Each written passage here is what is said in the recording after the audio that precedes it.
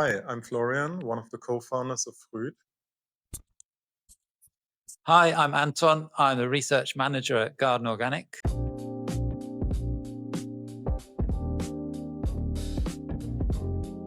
So we're here to talk about this exciting new partnership between Garden Organic and Frood, who is an app developer for garden planning. So do you want to say a little bit about how it started up? Yeah, we started the company about 6 years ago. The product has been launched about 4 years ago. And we launched it because we felt like we were in the exact same situation. We were just starting out growing our own food. I remember when I accompanied my parents in the garden, but couldn't remember all of the things that were necessary to grow my own food. So we really felt like there is a need for better education for people growing their own food and the skill and knowledge gap. So we tried to fill that gap ourselves and help people grow their own food. That's great. I mean, I've had a quick look at the app and it is definitely one of the better sort of planning apps. So, I really did find it helpful. So it's a useful tool to be able to take out with you and when you can't carry a whole gardening encyclopedia with you as well. So what sort of features has this app got to help you plan your garden? So as I said, it has a planting planner where you're able to create a plan for your personal vegetable garden. So figure out spacings and how much space a plant needs, what good companions they have and stuff like that. Then it creates a personalized to-do list, so a list of advice telling you what to do, when to do it, to get you from planning to successful harvest. It also has a community that is really vibrant and helpful. Lots of people asking questions to others, helping them out, answering questions, sharing the joy of growing and harvesting your own food. And as we just launched, it has the Frood Lab, which is a citizen science space that we launched together with you guys. So I would like to take the chance of asking you, in your own words, what is citizen science and why are you as Garden Organic so dedicated to citizen science for gardeners? So citizen science was really the bedrock of how Garden Organic formed. Lawrence Hills was our founder in the 1950s, and he was really keen to look at some of the science behind organic gardening. There was perhaps quite a lot of old wives' tales and myths and things, and he wanted to actually get some sort of hard scientific evidence. But there wasn't really much funding for this at the time. It was perhaps thought of as a bit of a sort of fringe activity. So he decided to set up sort of specific groups of researchers to actually do the work in their back garden. So the citizen science aspect was really getting the gardeners involved in the science. They were part of the process of generating it and learning it at the same time. And so, he had all these sort of interesting groups of people. Some of them were quite unusual at the start. He had some sort of groups. He was particularly keen on the comfrey plant. He was looking at the uses of that. But we also had some quite unusual ones. He had the freak plants group was something that he looked at because people were looking at radiation testing and the sort of effects on that. But he also did a lot on sort of soils and varieties as well. These experiments have been running for 70 years now. We've had a set of experiments done in people's back gardens every year. We've got hundreds and hundreds of experiments that have been done over the years. And that we really give people the opportunity perhaps to try out a new variety in their back garden and report on how well it's done. For example, we've had people try out novel crops such as the ochre crop, which is a nice little sort of tuber, but it doesn't get blight. So that's something that's very useful to organic gardeners. And they might do surveys as well of sort of pests and diseases, how well they spread around the garden. But part of it really is that the gardeners are actually learning from taking part as well. And I think having this Frood app is just a great way to get more people involved, because it's always the dedicated people that sort of keep their records on the sheets of paper, and actually remembering to go out into the garden and do it is part of the battle, really. So I think having a nice app which reminds you to do it, and I've had a look at it, they make it a bit like a game as well. So that will encourage a whole new audience to get involved, perhaps get more younger people involved as well, because quite a lot of our audience tend to be over 50, so it'd be nice to get younger people engaged as well. Me as I'm not a plant scientist or anything. You could get the feeling that growing plants should be so well researched.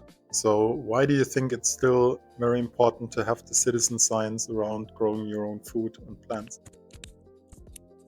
So yeah, you could say what more is there to research about plants? But I think particularly with our changing climate, there's always new challenges being brought. We're getting new pests involved. For example, we have a pest called allium leaf miner, which nobody had heard of 20 years ago, but it's actually spread from around the middle of this country, and it's almost spread around the whole country.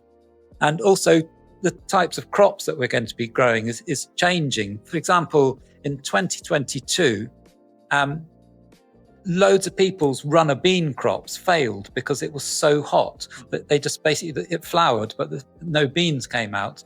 And this is a crop that has always been like the most reliable thing that people can grow in their gardens. And I think it's quite likely that the same will have happened this year when we had a long, really dry period as well. And we're looking at perhaps new alternative crops. For example, we've got a crop called amaranth, which is grown a lot by Jamaican and Bangladeshi communities in this country, but actually it grows really well here. You get a lot of leafy veg off it. And actually we found it grew really well in Scotland as well, because it's a short season crop that grows very well in a place where you've got short summers and long days. So we get some unexpected and sort of new results as well from that work. Well, I can definitely tell you that my beans didn't grow so well this year. Okay. And I heard from others, one of the key benefits of our community is that you can instantly see what others are doing and share your results and compare to others. So that's really nice to also back that up scientifically. Can you tell me about any other findings or things that you didn't expect? Things that came up through citizen science over the years? So one of the key findings was there was a lot of work that was done on carrot root fly, and basically they tried everything. They tried all sorts of quite unusual things as well. I think one of the things that people looked at was whether the smell of leather put off this pest. This is a pest that makes sort of lots of holes in your carrots. And after lots of experiments, they found actually that the carrot root fly doesn't fly above 60 centimeters. So you could put a barrier around your crops. And this is something that's actually in sort of gardening textbooks now, but that was something that was formed through our members' experiments that were done.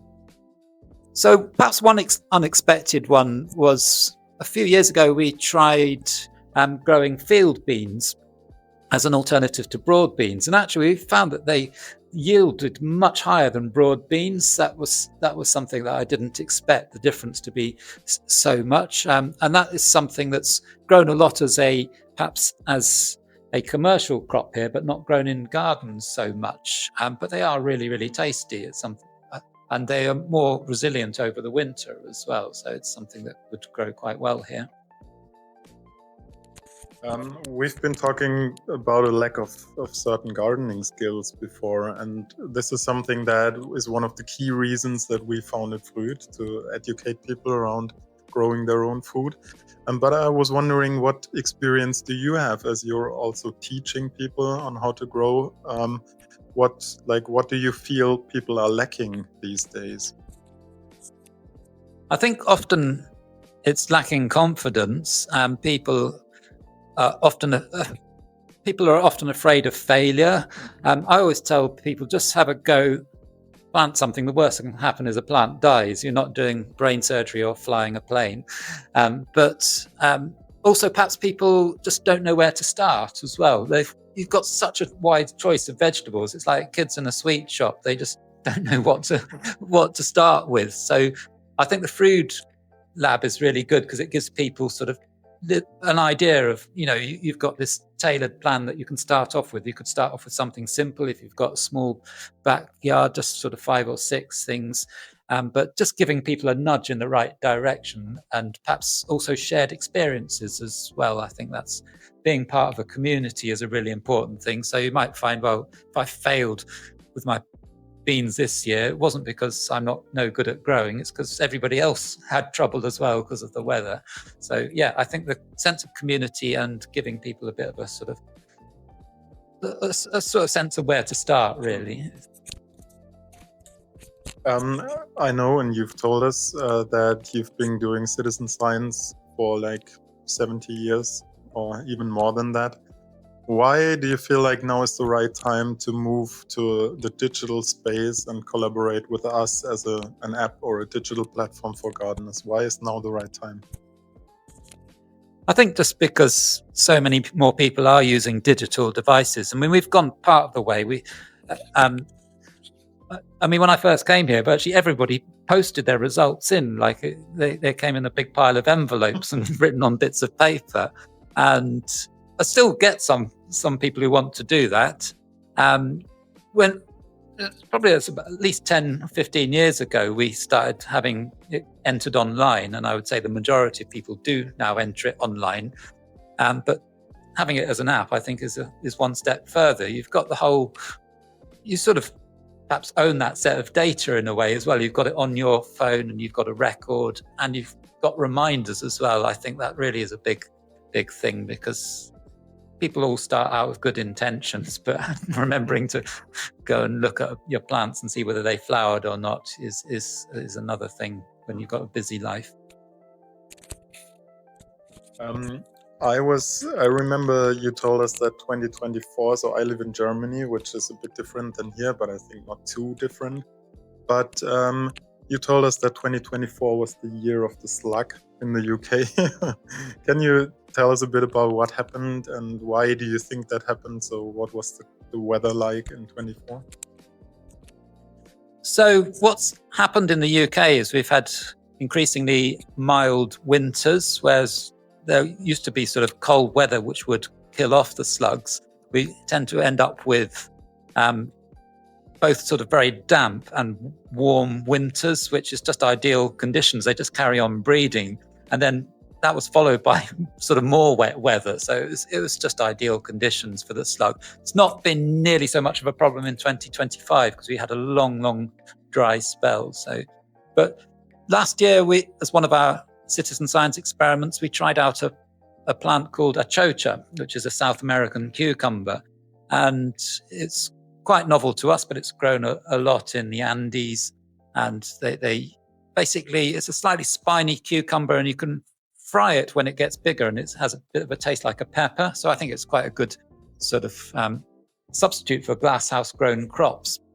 But virtually everybody found that this thing wasn't attacked by slugs. Like virtually everything else had been decimated, but this crop seemed really resilient. So looking for things which slugs don't like as well, I think, is quite an important thing.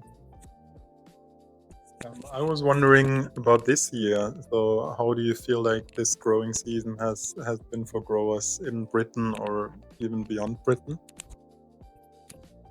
So it's been quite a mixed bag, really.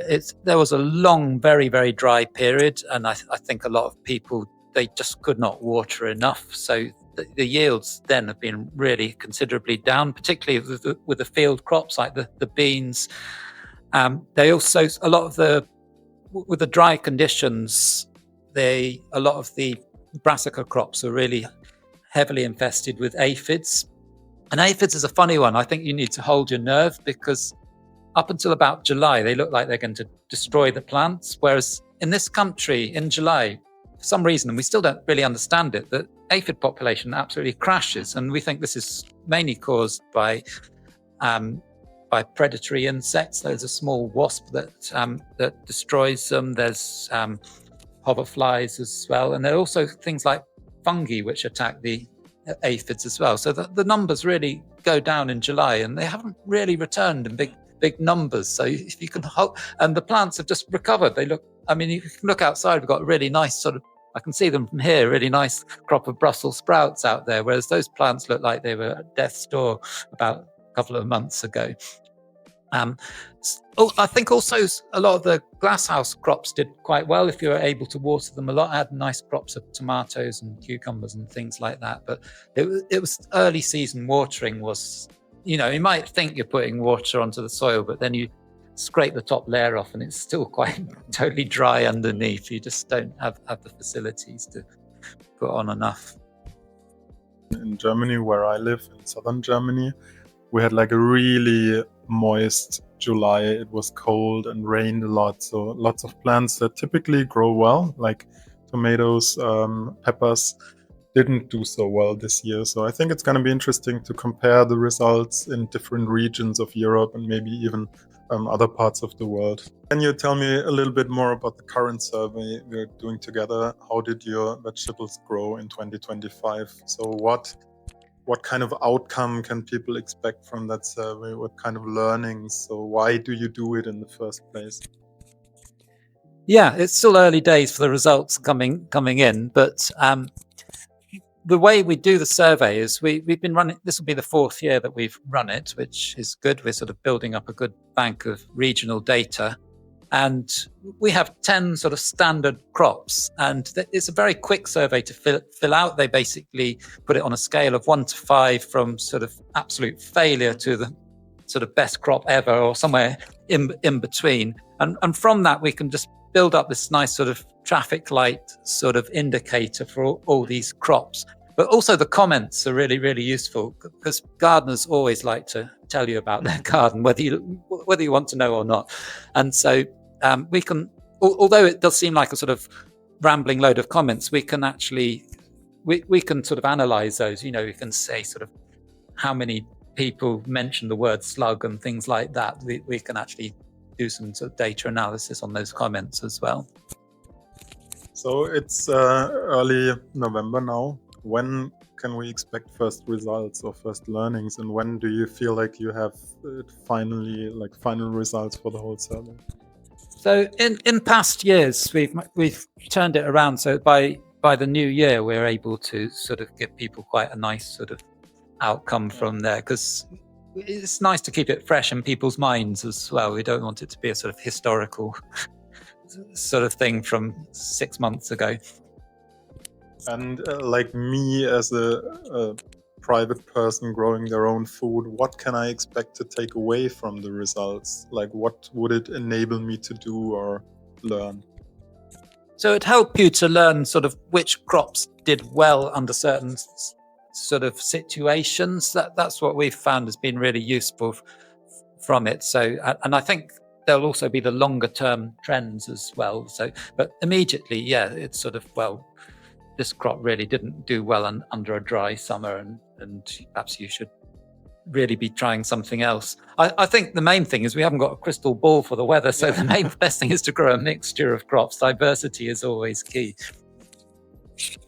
Yeah, thank you so much, Anton. I really appreciated talking to you, and looking forward to everything that is to come for next year. Well, thank you. Yeah, I look forward to working together.